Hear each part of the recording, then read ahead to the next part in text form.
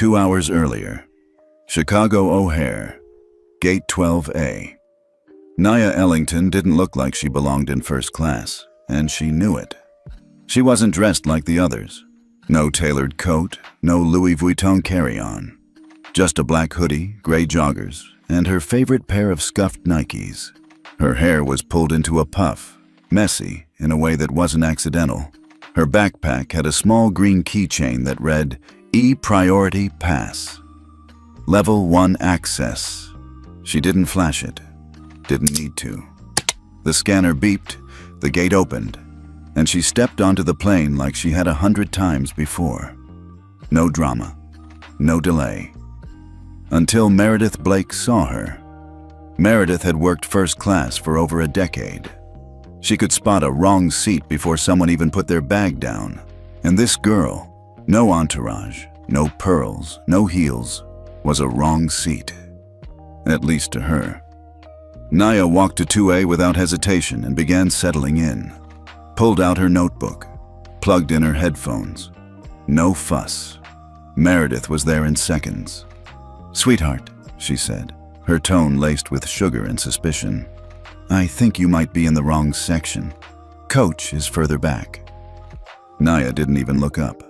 2A. Meredith folded her arms. "Right. Do you have a boarding pass for 2A? Nia handed over her phone without a word. "Passenger, Nia Ellington. Flight NC217. Seat 2A. Status, cleared priority access." Meredith's smile thinned. "Must be a glitch. I don't see you on my paper manifest." A voice came from the galley. "She's cleared," said Marcus, the younger attendant. "Top of the digital manifest.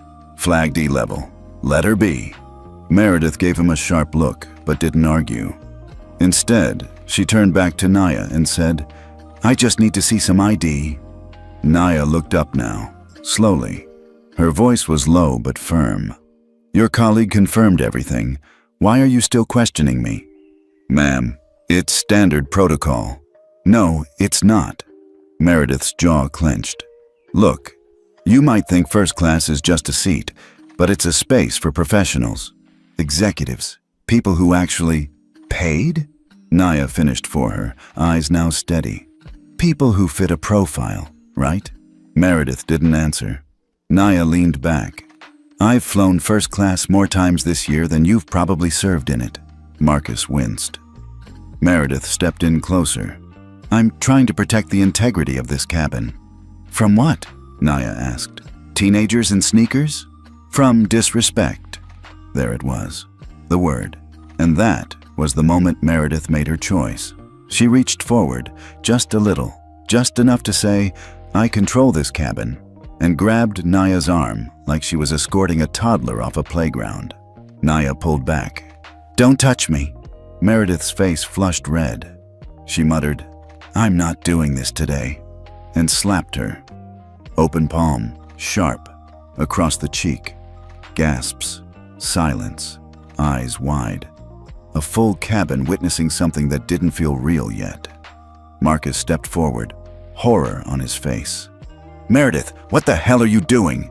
"She's not supposed to be here," Meredith shouted. "She's lying." Marcus turned to Nia. "Your name is Nia Ellington?" She nodded. He turned back to Meredith and said the one sentence that turned Meredith's blood cold. "She owns the seat, and half this airline." Back in 2A, Nia tapped her screen again. Emergency ethics trigger, activated. FAA notification ETA, 4:35. She didn't call a lawyer. She didn't scream. She just scrolled. That slap? It didn't just bruise her cheek. It rewrote the future of every person on that plane. And they had 5 minutes left before the sky started answering for it. The cabin was holding its breath. Even with the engines humming, even with the cabin lights set to their gentle pre-flight glow, there was a thick pressure in the air, like someone had cracked a seal on something sacred and wrong. Meredith stood frozen, her hands still tingling from the slap, her body locked between panic and pride. She'd convinced herself she was doing her job. She'd convinced herself she was protecting the airline. But now she couldn't convince herself of anything. especially as Marcus's words rang in her head on loop. She owns the seat, and half this airline. That couldn't be right. That had to be a mistake. She looked around, expecting someone to speak, maybe back her up, but no one met her eyes. No nods, no reassurances. Just passengers pretending to read, blink, breathe. Anything but acknowledge what they just witnessed. Across the aisle, Naya sat still, one hand resting gently on her lap, the other holding her phone, the screen dimmed but still glowing faintly. She wasn't texting, wasn't posting. She was just waiting. Marcus moved first. He stepped closer, crouched beside Naya's seat. "Do you want me to call the pilot?" he asked quietly. "We can delay takeoff, file an incident report. We can—" Naya didn't look at him. Her eyes were focused straight ahead, as if watching a movie only she could see. "No delay," she said softly. "We're flying." "But Meredith, she'll stay on board." Marcus blinked. "You sure?" Naya finally turned to him. Her voice was calm, measured, dangerous in its control. "She's going to sit through this flight like nothing happened," Naya said. "That'll be worse than any headline." Marcus nodded once, slowly. He stood, shot a hard glance at Meredith, then returned to the galley. The pilot's voice crackled over the intercom. "Ladies and gentlemen, we've been cleared for departure. Flight time to Boston will be 1 hour and 47 minutes. Please take your seats as we prepare for takeoff." Meredith stumbled back to her jump seat at the front of first class. Her hands trembled slightly as she buckled in. She looked down, eyes unfocused, heart pounding. She couldn't breathe, couldn't think. Every time she blinked, she saw the stillness in Naya's face. The refusal to cry, the refusal to scream, the refusal to be small. Meredith had dealt with difficult passengers before. She'd been yelled at by hedge fund bros, snapped at by movie stars, ignored by bored billionaires who never made eye contact. But this was different. This girl didn't react. She recorded. That terrified her more than anything. 20 minutes into the flight, the air was smooth, but the tension hadn't gone anywhere. Meredith had tried to busy herself, tightening her apron, checking on drinks, reviewing inventory. But her hands kept fumbling. She'd spilled seltzer, knocked over a tray of peanuts, dropped the service manifest. Nothing could steady her. She kept stealing glances toward 2A. Naya hadn't moved much. She'd jotted something in her notebook, just one line, then closed it again. She'd looked out the window for a while. Now she sat reclined, eyes closed, earbuds in. Not asleep, just present. Meredith hated that. She stood, grabbed a bottle of sparkling water, and forced herself to walk down the aisle. "Would you like something to drink?" she asked, her voice strained but trying. Naya opened her eyes slowly, looked at the bottle, then at Meredith. Her expression didn't change, but her words sliced.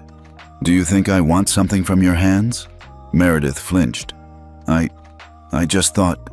"You thought you could slap me and then bring me water like it never happened?" "I didn't mean to..." Naya tilted her head. "You did exactly what you meant to do. The problem is, you thought I couldn't respond." Meredith's mouth opened, then closed again. Her voice was barely a whisper. "I'm sorry." "Why?" I didn't know who you were."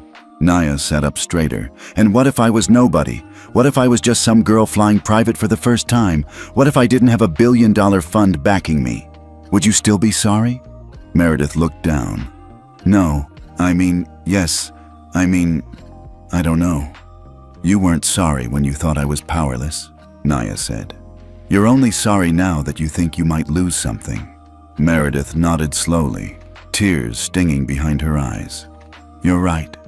I know." And then Naya turned her head toward the window again. Conversation over. Back in the galley, Marcus stood waiting. He didn't say anything, just raised an eyebrow when Meredith returned empty-handed. "What did you think was going to happen?" he asked. "I don't know," she murmured. He leaned in. "You know the entire cabin has cameras now, right? Every inch, including first class, including jump seats." Her breath caught. I forgot. He shook his head. You always remember until it matters. Meredith sat down hard, her knees weak again. She was unraveling. Not because someone yelled at her, not because someone posted her video online, but because this was different. This was corporate. This was internal. This was irreversible. Up front, the cockpit door cracked open. The captain stepped out, tall, silver hair, calm demeanor. Captain Alan Travers. He didn't smile, didn't nod. He just said, "Ms. Ellington, may I speak with you?" Naya stood without hesitation. Marcus followed them both to the back of the plane, where a small private conference room was tucked behind a panel near the crew storage. It was quiet, soundproof, dimly lit. Captain Travers sat across from her, folded his hands. "I've been flying 28 years, he said. "I've never seen anything quite like this." Naya didn't speak. "I just got off headset with HQ, he continued. "They've confirmed your identity, your fund's position, and the fact that this flight is now under direct review by the FAA. Naya blinked. "Good." Captain Travers exhaled. "Ms. Blake, Meredith, will be grounded the moment we land. But I imagine you're not stopping there." She placed her notebook on the table, open to a page. Blueprints, policy drafts, a heading at the top. Flight Justice Protocol, Tier 1 implementation. "This was supposed to launch next quarter," she said. "I'm moving it up." Captain Travers studied it. "And this will affect all Sky North linked airlines. 4 of them, 125 lounges, 3 major U.S. airports, all of it." He looked back at her. "You're triggering a full audit." "I'm triggering a culture shift." He sat back in his chair. "You've got my support." "I know." Back in the cabin, Meredith sat stiffly in her jump seat. Her uniform felt too tight, her collar itched, her throat burned. Passengers weren't looking at her, but she felt them watching, felt their judgment, their unease, their discomfort. She'd flown thousands of flights, served champagne to people who didn't know her name, handled emergencies, kept calm in turbulence. But right now, she couldn't calm her own heartbeat, because no announcement had come, no apology had been made, but something had shifted in the air. Not fear, consequences, and they were coming fast. 40,000 feet in the air. The jet glided smooth and silent, but the world underneath had started to shift. At exactly 3:42 p.m. Eastern, a trigger rippled through the internal system of Ellington Fund's aviation ethics platform, a proprietary tool known only to top federal regulators and 3 key personnel inside the investment firm. One of them was Naya Ellington, and her tap, done quietly in seat 2A, had just fired the most powerful silent weapon in modern commercial aviation, the emergency ethics trigger. This wasn't a tweet. It wasn't a phone call. It was a contract-bound signal tied directly to federal compliance systems, FAA oversight, and every dollar of conditional capital Ellington Fund pushed through the veins of America's air travel ecosystem.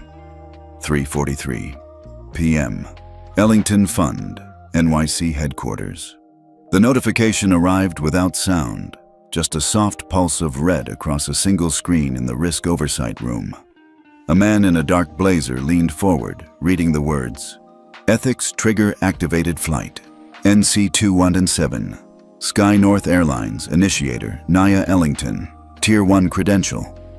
Timestamp 15:42:18, Review, Countdown, 4 o'clock remaining auto protocol. Alert FAA Ethics Division. Suspend active disbursement cycle, preemptive lockout, initiated." "Jesus," he muttered, standing up fast. "We have a live trigger from Naya." A woman across the room blinked. "Which airport?" He turned. "Sky North.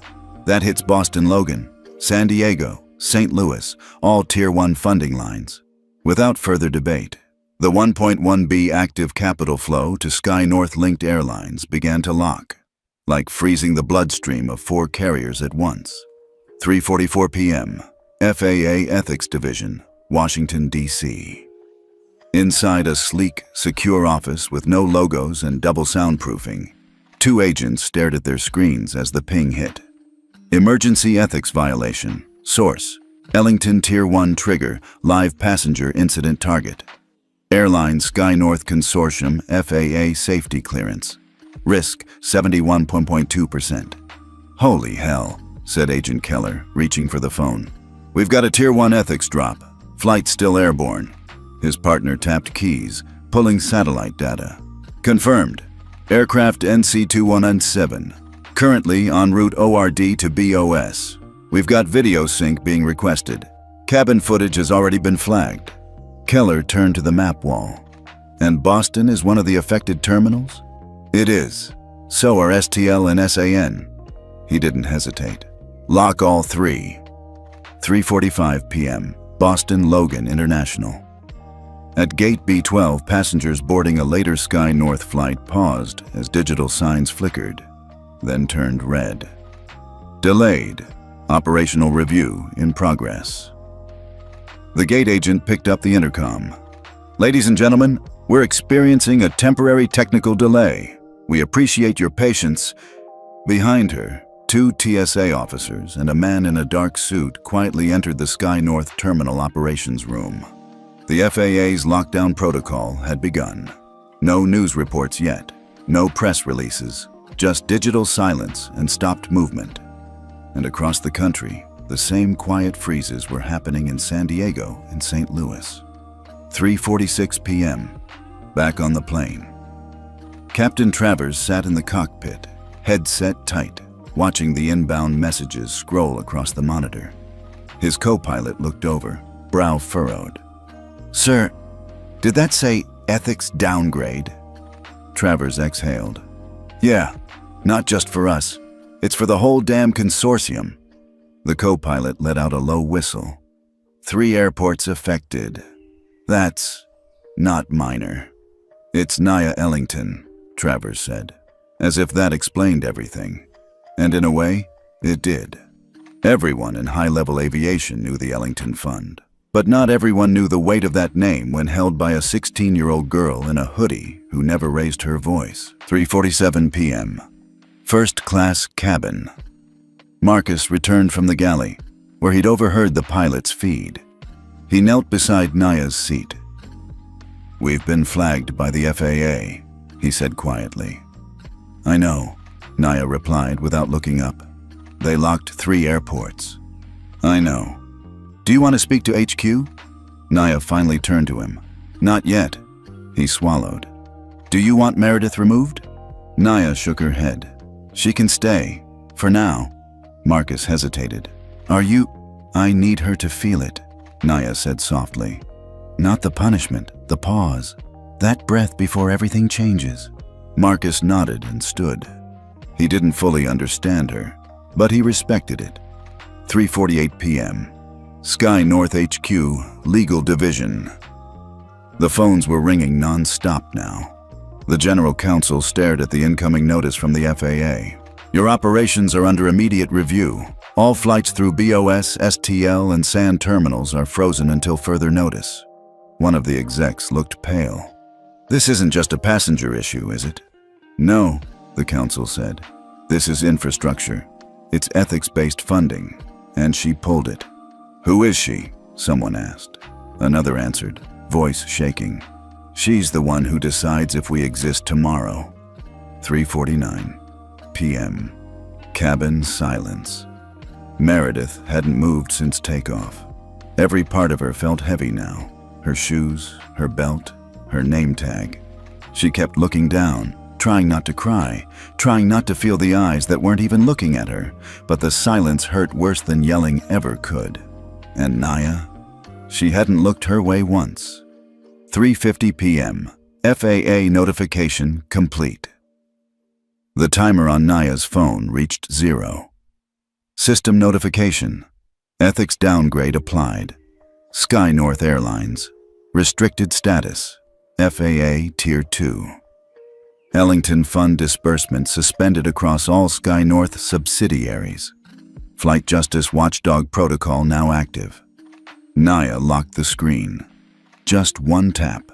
She sat back, in silence, because the slap wasn't the story. What happened after was, the flight continued at cruising altitude, engines humming as if nothing had changed. But everything had. The passengers in first class tried their best to act normal, flipping pages they didn't read, sipping drinks they didn't taste. But the silence had weight now. It pressed against them. It made every breath shallower, every glance more cautious. In seat 2A, Naya sat with her eyes closed. She wasn't sleeping. She was waiting. Not for vengeance, not for attention. She was waiting for the system to catch up to the truth. At Sky North headquarters, 3:52 p.m. Est. The legal team's conference room looked like a war zone. Not from noise, but from silence and chaos wrapped in corporate calm. 6 executives sat stiffly around the table. The general counsel, CFO, VP of operations, chief PR officer, and 2 internal compliance directors. Every single phone was on silent, but the blinking screens told the story. 20+ missed calls from FAA contacts, urgent email flags, texts with subject lines like ethics freeze, Ellington trigger, and media queries incoming. The general counsel finally broke the silence. "We've confirmed the source. It's a Tier 1 ethics trigger from Ellington." Someone cursed under their breath. The CFO leaned forward. "So what? They just pulled the plug because a teenager didn't get orange juice fast enough?" "She got slapped," the VP of Ops said quietly. "By one of ours, in first class, in public." "Still," the CFO argued, "they're treating this like a nuclear meltdown." The compliance director didn't look up. "It is," the CFO snorted. "Come on." "No, seriously," the director continued. "When Ellington triggers a Tier 1, it bypasses public channels. They don't need a tweet. They don't need a lawyer. They just notify the FAA, and capital flow halts automatically. We've got $1.1 billion in play, now frozen." "Then unfreeze it," the CFO snapped. The general counsel looked up. "We can't. That's the point. That's her point." A heavy silence fell over the table. Then came the real question, spoken low but heavy. "Who is she?" The room went quiet again, until one of the assistants, young, maybe late 20s, standing at the door with a tablet in hand, answered. "Her name is Naya Ellington. She's the fund's direct heir. She's the one who approves the ethics score across the Sky North consortium." "And no one knew she was on that flight?" The assistant shook his head. "She travels under partial anonymity, for discretion." The general counsel leaned back. "Which means we didn't just assault a teenager in first class. We assaulted the person who literally holds our future." On board, 3:55 p.m. EST Meredith was unraveling. She sat rigid in her jump seat, staring into the galley wall like it could swallow her whole. Her fingers fidgeted with the corner of her apron. Her name tag felt like a curse now. Meredith B. All caps, no place to hide. She couldn't stop replaying the moment. Not the slap itself, but the instant after. The stillness, the way Naya didn't react. She had expected shouting. She had braced for chaos. But the silence was worse. Across the aisle, Naya hadn't spoken a word to her. Not a glance. Not even contempt. Just nothing. That nothingness cut deeper than any confrontation ever could. 3:56 p.m., FAA press office, Washington, D.C. Phones were beginning to ring. Not media yet, but internal liaisons, regional airport staff, and state regulators. Everyone wanted the same answer. Why are 3 airports locked without explanation? The lead communications officer typed fast. She knew the Ellington name, she knew the protocol, but she didn't know what the headlines would look like once the world caught up to what had already happened. 3:58 p.m., New York, Ellington Fund Situation Room. The ethics division lead spoke into a secure line. "We need visual confirmation of cabin conditions." A tech pulled up the cabin footage in real time. Seat 2A, front and center. Naya, calm, hoodie on. Meredith, stiff, pale. Marcus pacing gently near the galley. The feed had no sound, but the stillness said everything. The lead nodded. Verify trigger was appropriate. Verified, the assistant replied. Incident matches behavioral trigger profile. Unsolicited physical contact, identity discrimination, lack of internal de-escalation. An airport impact? FAA confirms. Logan, San Diego, St. Louis all entered soft lockdown. No public alert yet. Flights rerouted. Terminals slowed. All 3 CEOs have been pinged for emergency compliance review. The lead turned back to the screen.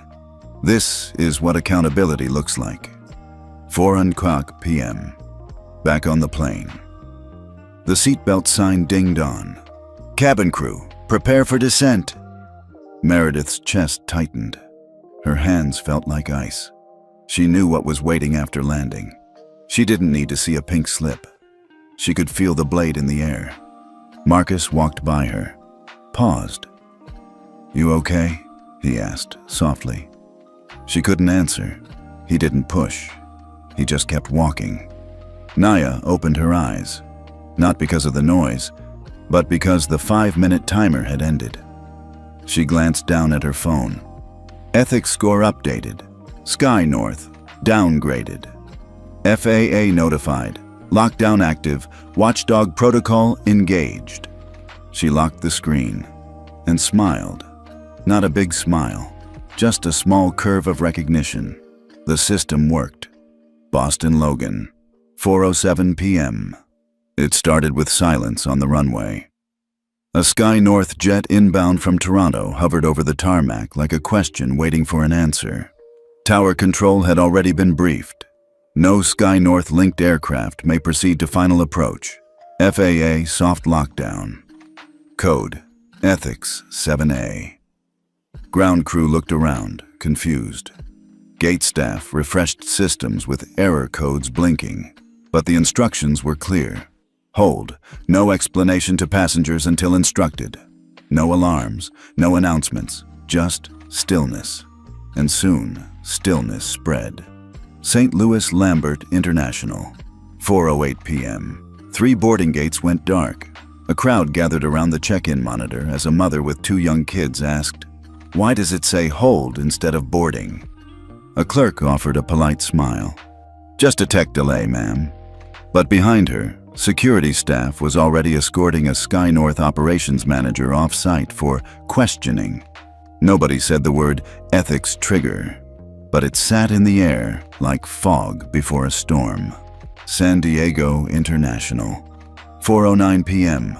The airport's vice president of airline affairs stared at her tablet. 3 Sky North flights frozen. 1 diverted midair to Phoenix. All internal Sky North terminals locked for compliance checks. She tapped her phone. Speed dialed the FAA liaison. "Is this a system error?" "No, ma'am," came the voice on the other end. "This is Ellington." And then she understood. This wasn't a glitch. This was war. New York. 4:10 p.m. Sky North headquarters. CEO Randall Geis stood at the window of his 28th floor office, phone glued to his ear. His face had drained of color. His tie was loosened, but he hadn't noticed. "I need clarity," he barked. "Is this a full freeze or temporary review?" His chief counsel responded over speakerphone. "It's a Tier 1 trigger. That means a full freeze of all capital tied to ethical compliance. Not just ours. Allied Airlines, Liberty Skies, Aero Vent, all of us. How long? Until Ellington restores our status. Restore? No. We demand they reverse it. I want a meeting with their board." The council hesitated. "You don't understand, Randall. She is the board." "What?" "Naya Ellington, the girl. She's not a figurehead. She's the authority." He staggered back a step. "She's 16. She's the one holding the $3.8 billion credit line. Age doesn't matter. Position does." Geis gritted his teeth. "Set up a meeting." "You've already been summoned," the council said. "FAA is calling emergency compliance hearings. All 4 CEOs. You've got 36 hours to appear in DC. Boston Logan. Private terminal. 4:13 p.m. Naya stepped off the plane like nothing had happened. Her hoodie was still on, backpack slung over one shoulder. No press, no flash, just 2 security officers in plain clothes flanking her, calm and silent. Meredith didn't speak as she passed. She couldn't. She just stood frozen in the galley, staring at the cabin like maybe, if she focused hard enough, she could rewind time. But there was no rewind. Only consequence. Ellington Fund, command floor. 4:15 p.m. A large monitor tracked live flights. Most moved normally, but every flight linked to Sky North system was blinking yellow or red. A line of text crawled slowly under each. Pending ethics review. Restricted capital access. On the right of the screen, 4 profile photos appeared. Randall Geis, CEO. Sky North Carolyn Duvall, CEO. Aerovent Marcos Jimenez, CEO. Allied Airlines Jeffrey Hall, CEO, Liberty Skies. Each one tagged, Mandatory Hearing, 36 Hours, FAA Compliance Courtroom B. One of the assistants turned to Naya, who stood quietly behind the room's glass partition. Would you like to issue a press release? Naya shook her head. No spin. Statement? No, she said. Let the system speak first. Words come later. The assistant nodded, typed a silent command into the system. Los Angeles Times newsroom, 4:18 p.m. An editor stared at a breaking alert from a source inside the FAA. 3 airports shut down in under 10 minutes. Sky North tied to Ellington Fund ethics trigger. Passenger identified as Naya Ellington. She looked up at the intern across the room. Start writing. Title it, The Girl Who Grounded the Skies. Back at Boston Logan, 4:20 p.m. As Naya's SUV pulled away from the private terminal, Meredith remained in the jump seat, her body still. She had no idea what would happen next, but she knew something was ending. Not just a job, a belief, a way of being. She had built her whole identity on control. Control of the cabin, control of passengers, control of image. But she had no control now. Just the silence she'd earned. New York, 4:22 p.m. Ellington Fund, boardroom. A panel of advisors gathered around the table as Naya entered. She dropped a thin folder on the table. Inside, an updated protocol for Flight Justice Score, TTM. Preliminary draft of the Flight Ethics Charter list of airline partners on conditional approval. I want this in place before the FAA hearings begin, she said. One of the advisors, mid-60s, former DOT appointee, leaned forward. You understand the impact of this, right? You're rewriting how the skies operate. Naya nodded. They rewrote the rules without asking, she said. I'm just returning the pen. New York, 8:05 a.m. 36 hours later. The boardroom on the 41st floor of Ellington Fund wasn't built for cameras. No wood-paneled drama, no polished speeches, just steel, glass, and quiet, which made it perfect for what was about to happen. Naya stood at the head of the long black table. She wasn't dressed in power. No blazer, no heels, just a dark green crewneck, tailored jeans, and her hair pulled back into a neat puff. Simple, silent, grounded. But when she opened the folder in front of her, the room sat straighter, printed in bold across the front. Flight Justice Charter Ellington Fund. Aviation Ethics Protocol 4.0, effective immediately. 12 people sat around the table. Advisors, strategists, 2 former DOT regulators, 1 and retired airline CEO, and the head of Ellington Fund's Aviation Risk Division. Naya spoke calmly. She didn't need to raise her voice. For too long, airline conduct has relied on PR damage control instead of principle. She paused, let it land. We don't fix behavior by spinning it. We fix it by making it expensive to ignore. She slid copies of the charter across the table. One of the advisors, A seasoned man in his 60s with silver-rimmed glasses flipped through the pages. He murmured as he read, half in disbelief. Mandated bias training, FAA-verified passenger complaint reporting, anonymous cabin witness registry, live audit of first-class incident patterns. He looked up. You're turning morality into a metric. Naya nodded once. We already do it for turbulence, for maintenance. Why not for people? Another advisor leaned forward. You're tying capital flow to this? Naya didn't blink. Every dollar. Any airline that refuses to sign the charter loses Ellington Fund access. Immediately. The room went quiet. Then came the question she was waiting for. And what about Sky North? Naya smiled. Small, tight, but unmistakably real. They've already received the revised contract. It includes a clause.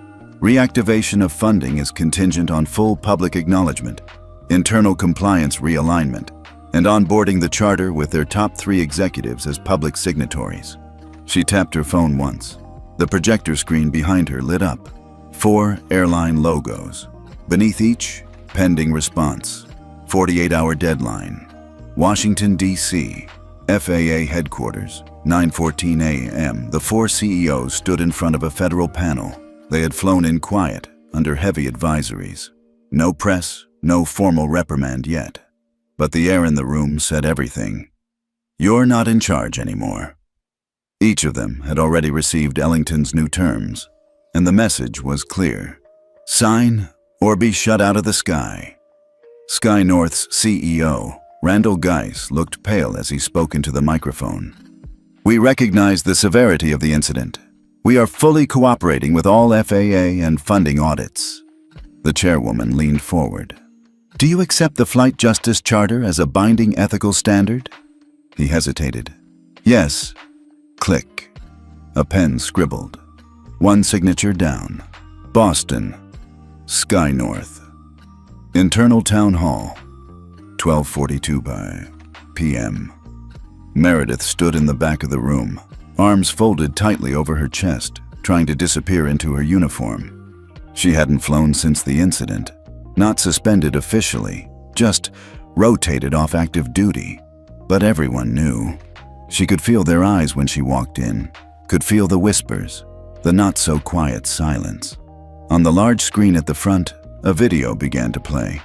Naya's face appeared, pre-recorded, calm, direct. If you're watching this, you work for an airline receiving capital from the Ellington Fund. That means we hold each other to a higher standard. Meredith stiffened. We know what the industry says about training. Check the boxes, repeat the phrases, get back to boarding. This isn't that. The room didn't move. This is about asking yourself a different question every day. Did I treat someone better today because I finally saw them for who they are, not who I assumed they were? A long pause. Then the video faded to black. New York, Ellington Boardroom, 2:00 p.m. The advisors were signing. One by one. Ink on paper, terms agreed, framework ratified. The Flight Justice Charter was live. An alert pinged Naya's screen. Allied Airlines, signed Aero Vent, signed Liberty Skies, pending review. Sky North, compliance.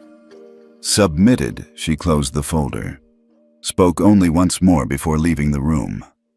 This wasn't about making headlines. It was about drawing a line. The sky doesn't belong to arrogance anymore. It belongs to accountability.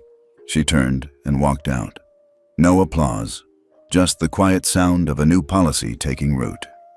Elsewhere, that same day, a young black woman in Atlanta boarded a first-class seat in silence. The flight attendant, older, white, with a kind face, smiled warmly. Welcome aboard, Dr. Martin. Would you like a warm towel or sparkling water? No suspicion, no hesitation, just respect. The kind that came not from fear, but from a new standard.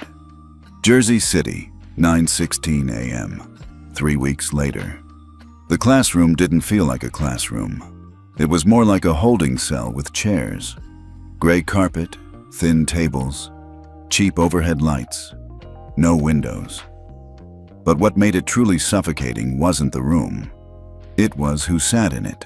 6 former flight attendants, some suspended, some voluntarily reassigned, some too proud to admit what had really happened. And at the back, sitting stiff, lips pressed, arms crossed, was Meredith Blake. She wore no uniform now, just jeans, a button-down, and a nervous sweat. Her badge, which used to rest so neatly over her heart, was gone. She wasn't staff today. She was a student. Correction, a case study. The instructor, a quiet man in his 40s with a former military posture, stepped to the front. Welcome to day 1 of the FAA Aligned Passenger Equity Training Program. No one responded.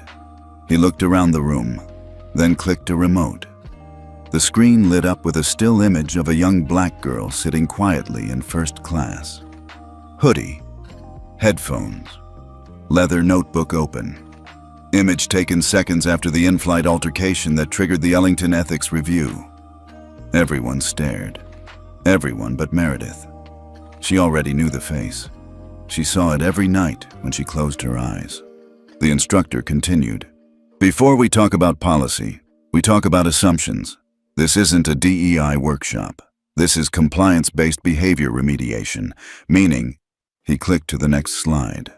You're not here to learn. You're here to face what you refused to learn when it mattered. Silence. A woman in the second row raised her hand. Are we being recorded? No, he said.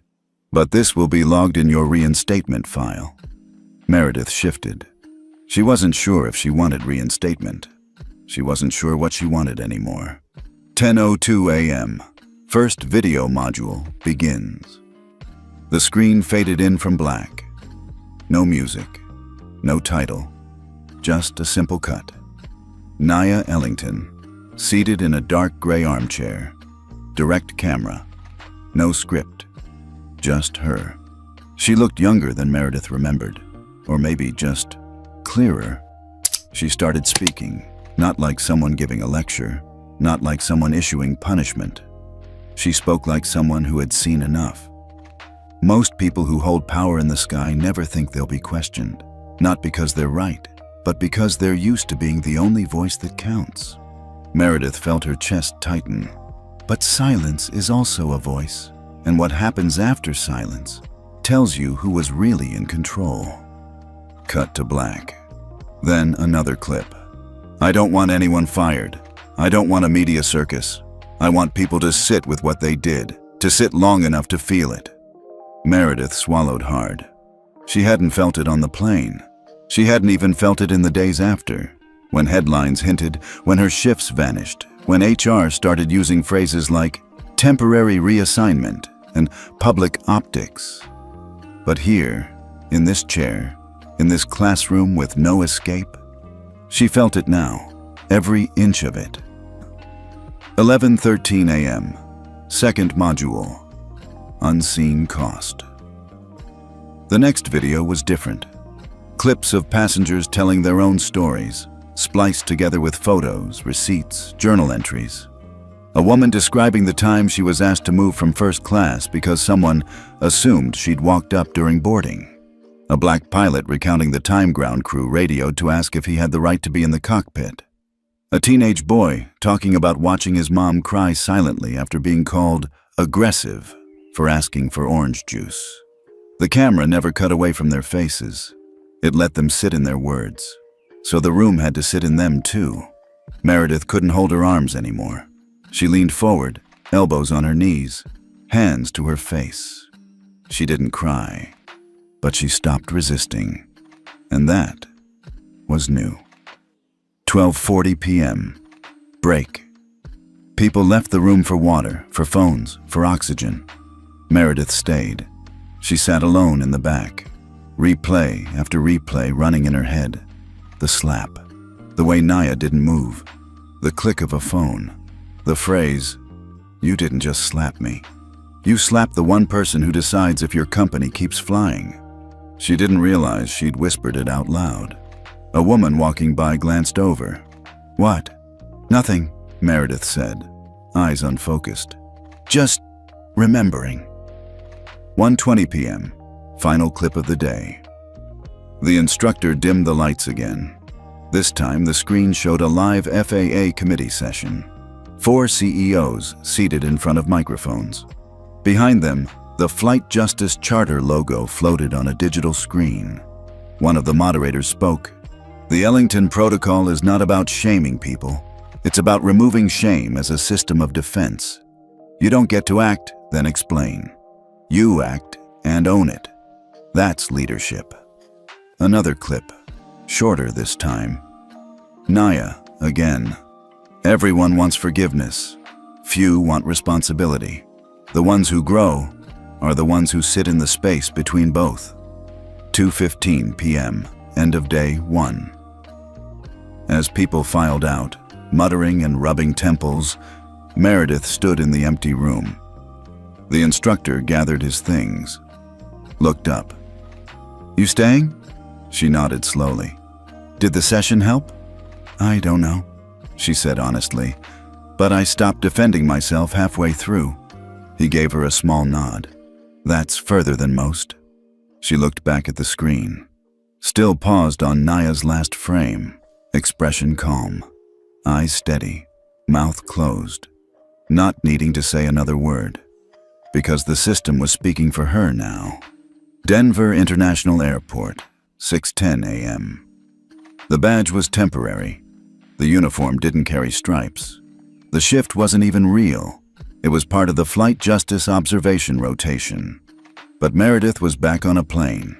Cabin A3, Route 1470, Denver to Atlanta. Morning flight. Light turbulence expected.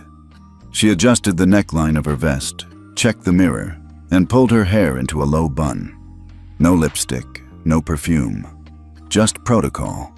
She walked down the jet bridge with a clipboard and the calm of someone told to just watch and assist.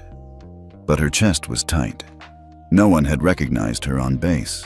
The senior crew member, Clara, mid-30s, Filipino-American, had greeted her warmly, without pause. Thanks for flying shadow today. Just hang back, step in if I wave you forward, and if you need a break, row 7 galley is yours. Meredith nodded. Got it. Inside, the cabin was clean, warm, modern. Passengers were already seated. First class was full. She noted the layout, the tone, the crew posture. It wasn't like before. It was better. 6:48 a.m., boarding closed. A young black woman with braids and a soft cashmere coat stepped into the cabin, holding a ticket marked 1A. The flight attendant checking her in didn't blink. Welcome aboard, Miss Harper. Can I take your coat? Thanks, I'm good. Would you like water or coffee before we take off? It was effortless. No hesitation, no glances, no subtext. Meredith watched from the bulkhead, and for the first time in weeks, her hands didn't shake. 7:06 a.m. Takeoff. As the plane climbed through the clouds, Meredith reviewed the checklist from the Ellington observation form. She didn't need to tick the boxes, but she did anyway. Greeting protocol, equal service tone. No microaggression observed during boarding, first-class consistency maintained. She looked over at row 1 again. Miss Harper was opening a book, not glancing up, not guarding herself. It hit Meredith like a quiet punch. This girl didn't have to be ready for a fight, because the crew had already fought that fight for her, silently, every step. 7:29 a.m. Galley pause. Meredith leaned back against the wall of the galley, arms folded. Clara stepped in, sipping coffee. You good? Yeah, just observing. Cool. You've got that calm vibe. Old school cool. We need more like that. Meredith smiled faintly. I wasn't always. Clara raised an eyebrow. Then you learned fast. Pause. Then Clara added, You know, I had a passenger last week tell me it was the first time she didn't feel like she had to apologize for existing in first class. She said it like a passing comment, but Meredith felt her throat tighten. Did you say anything back? Just smiled. That's all she needed. 7:41 a.m. Mid-flight check-in. Meredith stood near the curtain divider as Clara moved through first class, offering snacks and hot towels. Everything flowed. Every move smooth. Every word equal. She glanced back at Miss Harper, now asleep against the window. And then, like reflex, she heard it again. Not out loud, but inside. That phrase from the video. Did I treat someone better today because I finally saw them for who they are, not who I assumed they were? She whispered it this time, only to herself. I think I finally do. 7:49 a.m. Cabin call. A light blinked in row 2. Meredith walked forward to assist, instinctively. An older white man looked up. Could you bring me a ginger ale, please? She nodded, smiling. Of course. No resistance, no judgment, no flash of tension. She served, returned, thanked him. The simplest moment, but it felt earned. 7:56 a.m. Cabin reset. As the flight began descent prep, Meredith took one last walk down the aisle. A child laughed in row 5. A couple held hands in row 6. A quiet hum of humanity everywhere. And at row 1, Miss Harper stirred. She sat up, stretched, and looked around. Her eyes met Meredith's for a brief second. Nothing dramatic, no recognition, no statement, just two women acknowledging each other with peace. 8:02 a.m. Galley debrief. Clara checked her watch. You're off duty once we touch down. Got plans? Meredith shook her head. Just reflecting. First day back? Sort of. Clara smiled. You belong here. You're grounded. That word hit deep. Grounded. Not punished. Rooted. Present. 8:12 a.m. Descent begins as the plane lowered through the clouds. The captain announced the landing. Meredith watched the faces. Calm. Rested. Safe. She looked down at her Ellington-issued clipboard. A box sat at the bottom of the form. Additional comments. She wrote slowly. No incidents. Crew maintained full alignment with Justice Charter standards. All passengers received equal tone, service, and dignity. Then she added one more line, not required. For the first time, I'm proud to have been part of this cabin. If you've ever been on a flight where the silence felt like protection, not tension, tell us where you're watching from. 3 weeks later, Sky North Executive Lounge, Terminal 4, JFK. It was quiet. Not the usual bustle of elite travelers or the chatter of frequent flyers, just silence, and a single table in the back corner, reserved but unmarked. Meredith stood near the coffee counter staring at her reflection in the polished espresso machine. She wasn't in uniform. Not anymore. This time she wore a dark slate suit, understated, elegant, civilian. Her invitation hadn't come through company email.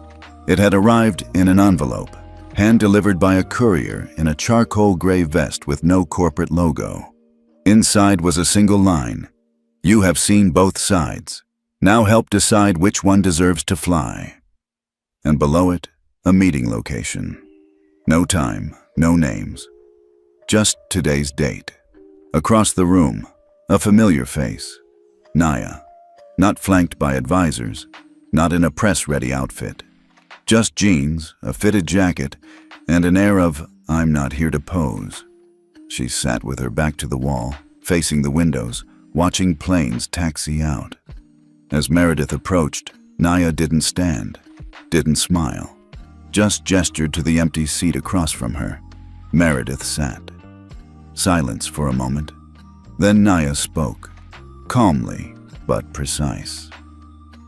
You've done the program, you've lived the fall, and you walked the aisle again, this time with eyes open.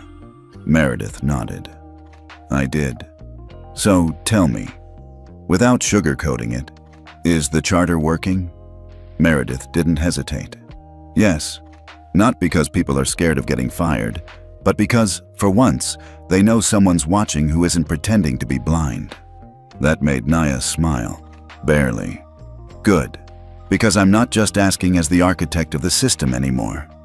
She slid a document across the table, a Sky North internal restructuring memo. Meredith scanned it and froze, because at the bottom, under Proposed Cultural Reform Task Force, was a name, Meredith S. Senior Advisor, Internal Flight Conduct Reform. Why me? Meredith asked. Naya leaned forward. Because you lived it. You abused the seat of power. You broke someone who didn't fight back. And then you got broken by a system that forced you to feel it. She didn't blink. And most importantly, you learned. Meredith looked down at the offer again. It wasn't redemption. It was reconstruction. Later that day, Sky North Conference Wing, lower level. A closed-door session was already underway. 10 names, no press, no memos, no documentation. Yet. But these 10 individuals were about to shape the invisible backbone of one of the largest airline operations in the country. Meredith stepped in quietly. Naya was already at the table.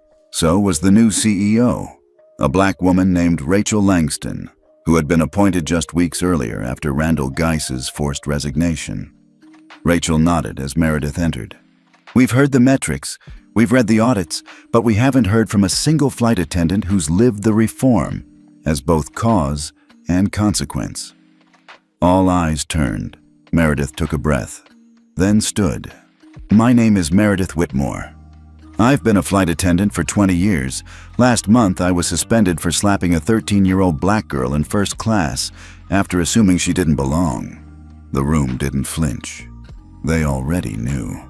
I didn't raise my voice that day. I didn't curse. But I carried decades of unspoken judgment into that aisle and lashed it across a child's dignity.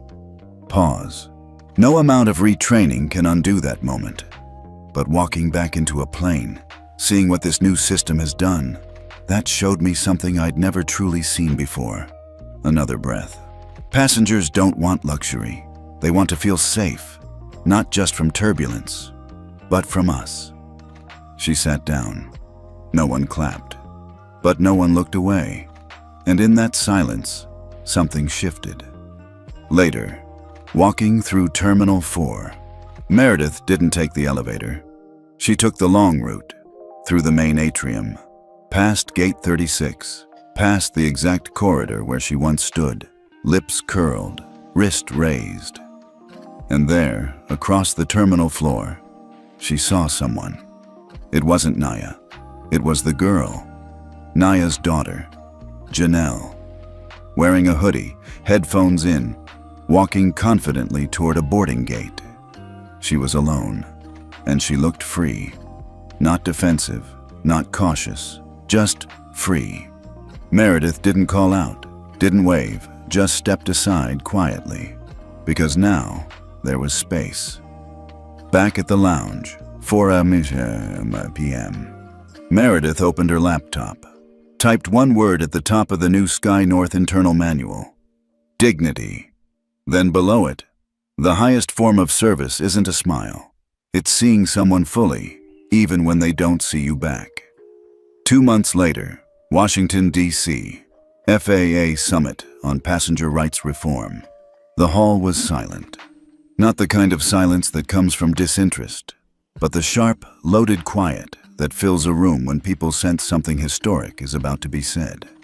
The podium stood beneath a massive banner that read, Justice at 30,000 feet, building passenger dignity into air travel.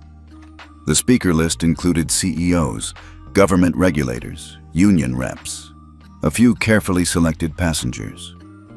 Cameras were ready, reporters perched, streaming already live to 3 networks and 10 aviation blogs.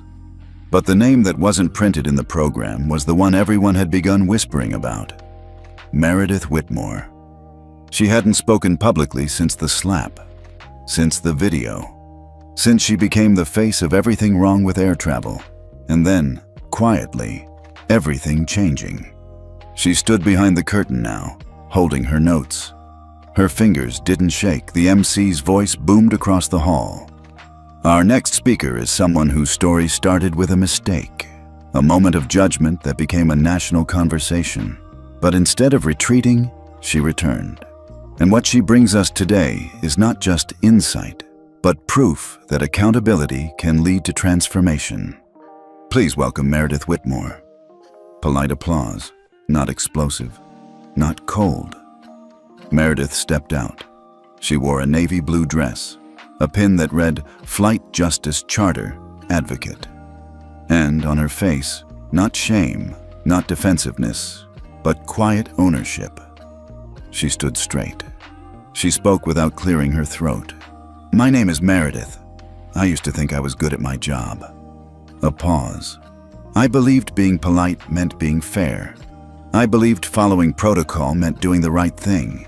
And then, one day, I slapped a 13-year-old black girl in first class because I decided, in that split second, that she didn't belong there. No gasps, just stillness. That moment was recorded. That moment defined me. That moment ended the career I thought I wanted. And I thank God it did. She spoke without a script. The notes stayed folded in her hand. She spoke from the heart. What I did to that child didn't come from a place of rage. It came from something worse. Habit. A habit of assuming. A habit of dividing. A habit of protecting a system that only served people who looked and dressed like me. But here's what I learned on the other side of that scandal. Systems can change. Habits can be broken.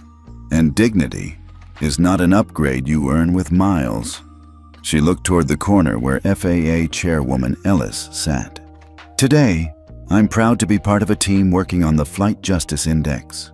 Not to shame flight crews, but to give them the training, the backing, and the cultural clarity to see passengers fully, to notice when someone is being overlooked, and to act not out of fear but out of shared human decency. A few heads nodded. A few eyes blinked faster than normal. We're not asking for perfect. We're asking for presence. After the applause. This time, it was stronger, earned. As Meredith walked off the stage, Naya met her halfway.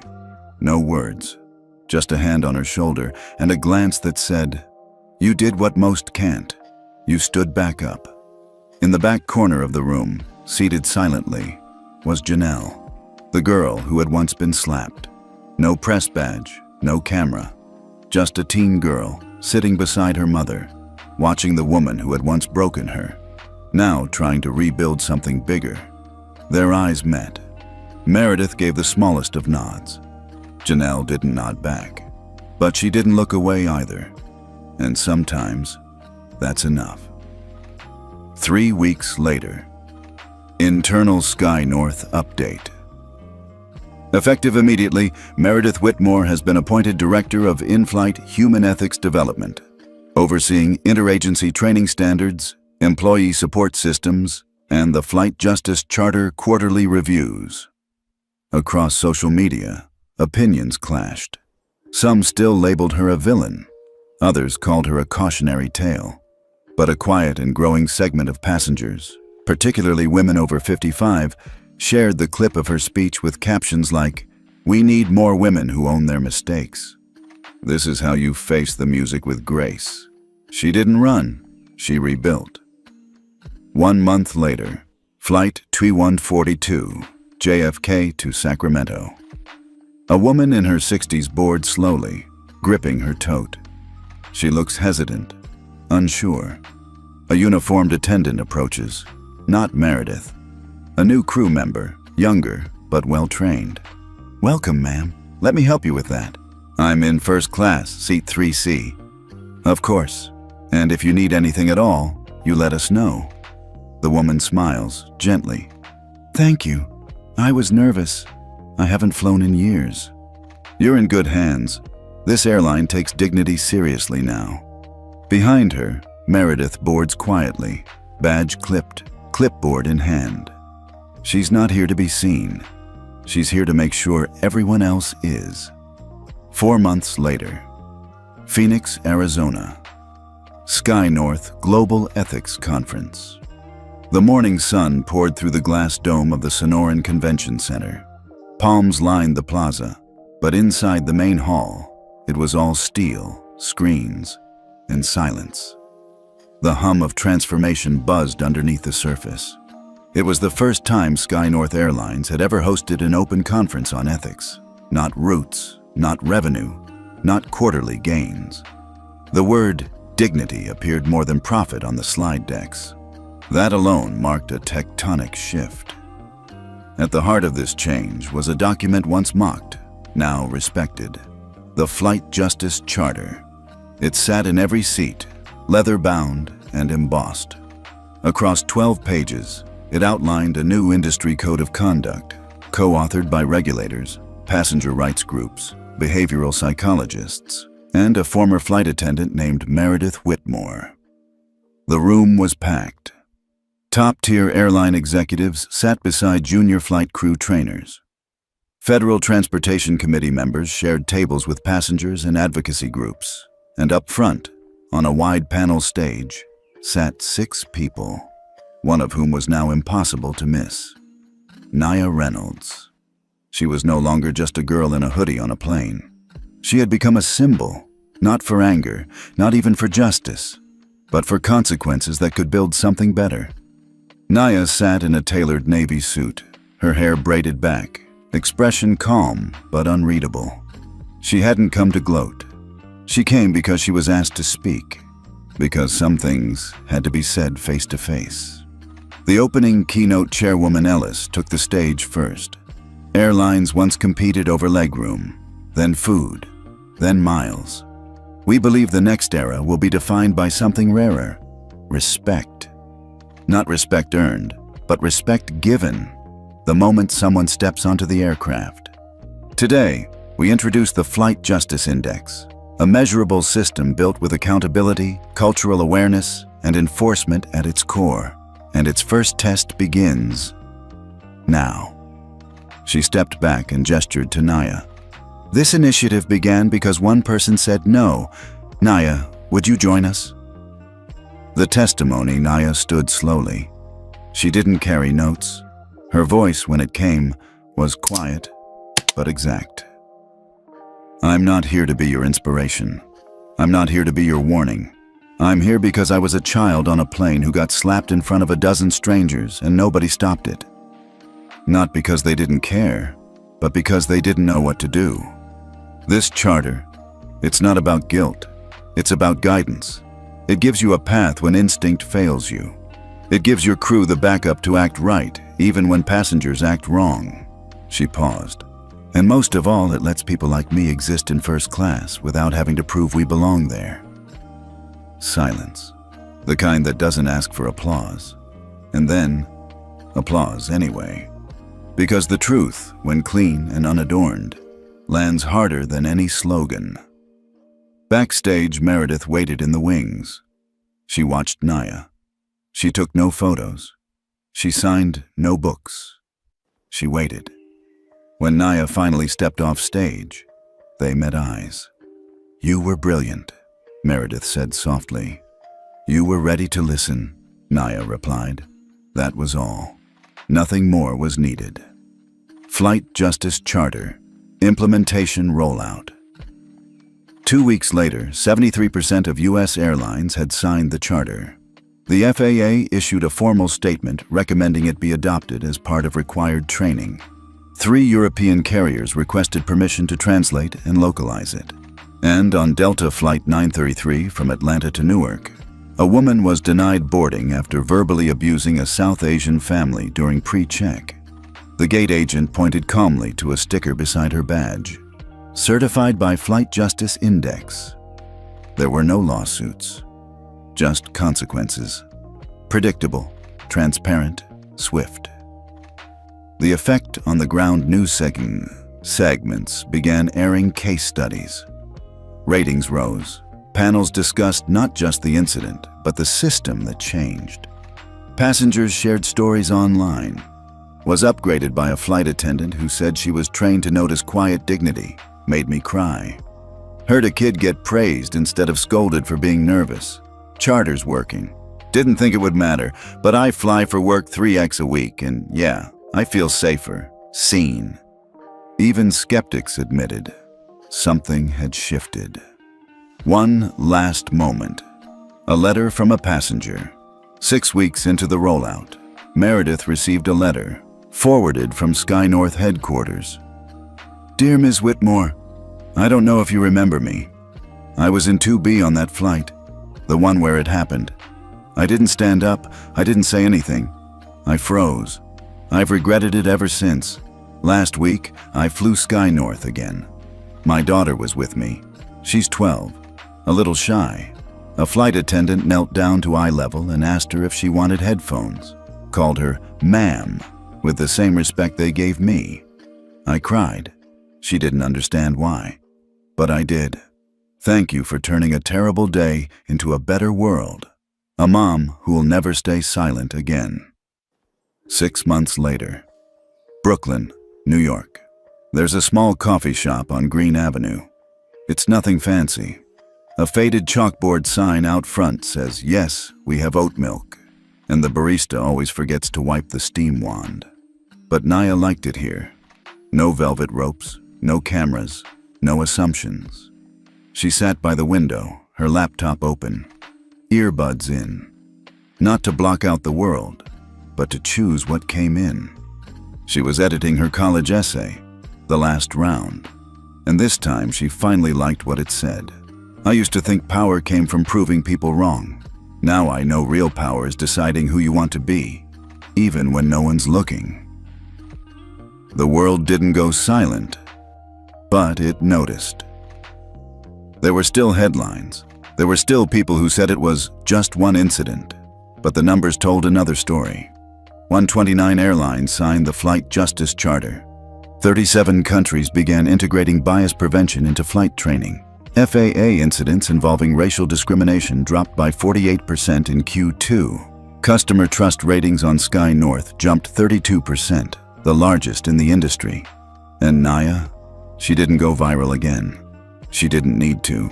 Her seat in 2A, the one they tried to take, had become something bigger. It became a symbol, not of status, but of staying seated, of not moving, not folding, not leaving just because someone told you, you don't belong here. The girl in 14. On a Sky North flight from LAX to DC, a 9-year-old black girl named Harper sat alone. Her mom was 2 rows back, separated by a ticketing glitch. A man in a suit, first class, looked at her, then looked again. "Are you sure you're in the right seat?" he asked. Harper didn't flinch. She pulled out a laminated card her mom had given her. It read, "My name is Harper. I belong in 14C. If you have a problem with that, please talk to the crew. They're trained in flight justice." The man blinked. The flight attendant, trained under the new system, stepped in before he could say another word.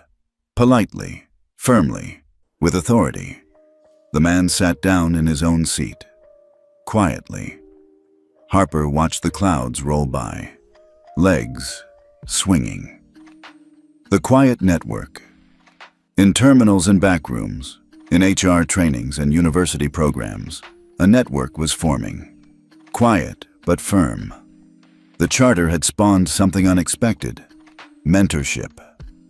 Flight crews started peer reporting not to punish, but to protect each other. Veteran staff took younger ones under wing. "You see someone about to cross a line," one instructor said. "Offer your shoulder before the world slaps their wrist." And for the first time, crews weren't just trained to spot danger. They were trained to spot dignity. Meredith's last flight. Meredith Whitmore, the former attendant who had once slapped Naya, quietly resigned. Not in disgrace, but in acknowledgement. She wrote no memoir, took no interviews, but left a single statement. "I was wrong. I confused authority with importance. I confused discomfort with threat. But most of all, I forgot who I was supposed to be when no one's watching. I hope the system we built helps others remember better than I did." Sky North offered her a consulting role. She declined. Instead, she began mentoring young attendants in a training program called Second Chances. The first thing she teaches? Listening. A new name takes off. 6 months after the conference, a press release hit the wire. Sky North Airlines announces new premier cabin class, the Naya class, inspired by the girl who redefined what leadership looks like. Features included noise-canceling headsets available for free first-class youth options and booklets, digital tablets that open with, "Welcome, you belong here." Naya didn't design it. She didn't even know it was coming. But when she saw the press clip, she smiled. And then, quietly, closed her laptop. Some seats you fight for. Others, the world finally reserves for you. One final ride. Washington, D.C. Naya visited Capitol Hill that fall. Not as a guest, not for a photo op, but as a junior advisor. She sat with lawmakers and policy architects, reviewing early drafts of a bill proposing mandatory dignity ratings across federal transportation, trains, buses, ferries. She spoke less than others, but when she did, people listened. No seat should have to be earned with pain. No person should need a meltdown to be heard. The room was silent. A pen scratched the next draft. Epilogue. The quiet seat in row 2A. Sometimes people board Sky North and glance at that seat. Some smile, some nod. Once, a crew member placed a single white rose on the tray table before boarding began. Not for mourning, but for memory. And every now and then, a girl boards in sneakers and a hoodie, earbuds in, smile faint, eyes sharp. And she sits down, in 2A, not because she has to, but because now she can. Have you ever had a moment, quiet but powerful, that changed how people saw you? Tell us where you're watching from, and if you've ever stood your ground like Naya did.